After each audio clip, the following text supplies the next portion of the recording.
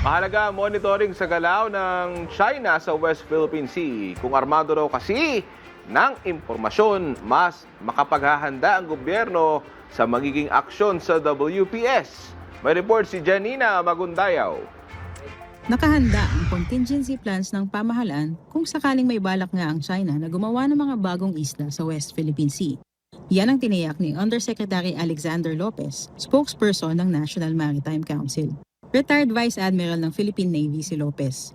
Dati rin siyang hepe ng Western Command ng Armed Forces. At sa kanyang assessment, masyado pa raw maaga para sabihin kung ano nga ba ang plano ng China sa Bajo de Masinloc.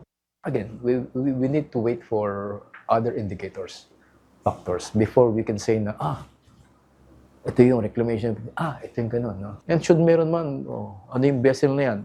Madali naman yan because of technology. Sasabihin mo, dredging machine yun, dredging vessel yun.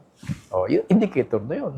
Hindi naman agad-agad na maisasakatuparan ng China ang balak nito. Kasi hindi naman, dahil nandun ba, bukas reclaim na yung Bajo de Masinloc, it will take months. Ha? At saka, again, saan sila kukuha ng pantambak doon? Samantalang Bajo de Masinloc, it's a coral atoll. Wala silang huhukayin dito para ipantambak doon.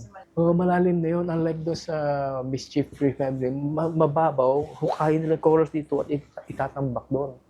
So, different situation. Kaya mahalaga raw ang patuloy na monitoring ng pamahalaan sa bawat galaw ng mga Chinese vessels sa West Philippine Sea. Mas maraming impormasyon tungkol sa kanilang mga aksyon, mas maiaayon ng gobyerno ang kanilang tugon. Kami naman sa military, we work on the most likely, most dangerous scenario. So, planning processes namin based on the worst case scenario. So, you can guess whatever worst case scenario. No? So, meron kami nun. Noong Biyernes, inilabas ng China ang kanilang report tungkol sa Bajo de Masinloc. May nadiskubre raw silang coral reef blue hole sa lugar at patuloy raw nila itong pag-aaralan. Janina Magundayaw, IBC News.